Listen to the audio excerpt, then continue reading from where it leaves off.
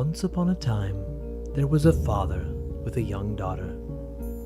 He was a bad father, and he treated the girl very poorly. One day, the girl got some apples and carved little men out of these apples, all little fingers, little eyes, little toes. She gave them to her father, but she said, "They are not to be eaten. They are meant to be kept as a memento of when your only daughter was young." Naturally, the pig of a father swallowed a bunch of the apple men whole just to spite her.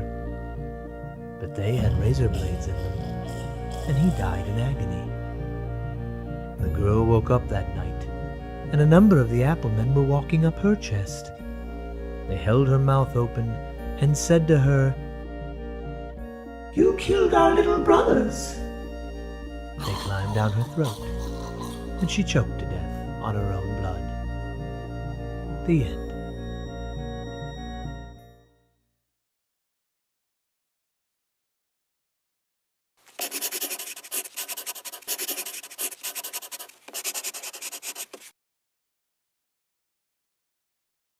In the middle of a pretty forest, he wanted for nothing.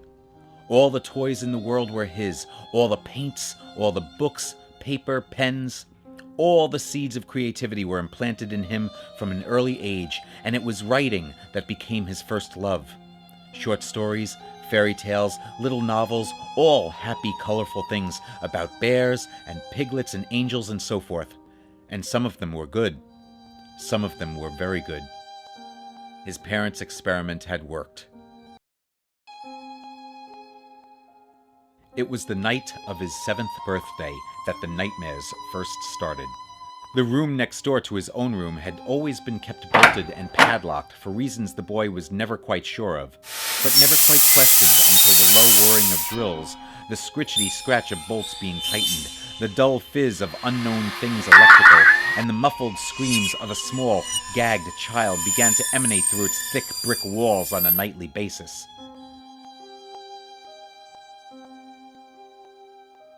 "What were all those noises last night, Mama?"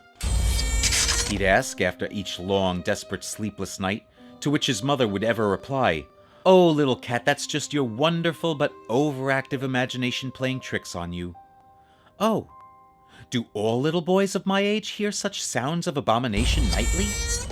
"No, my darling, only the extraordinarily talented ones." "Oh, cool." And that was that.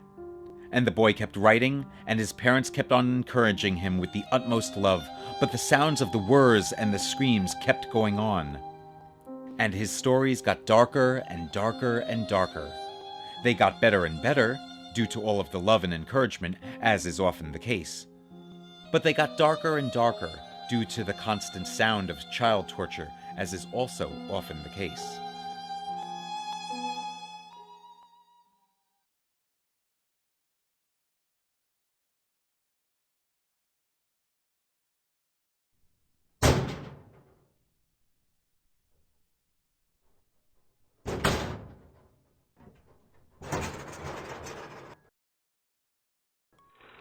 The corpse of a 14-year-old child that had been left to rot in there.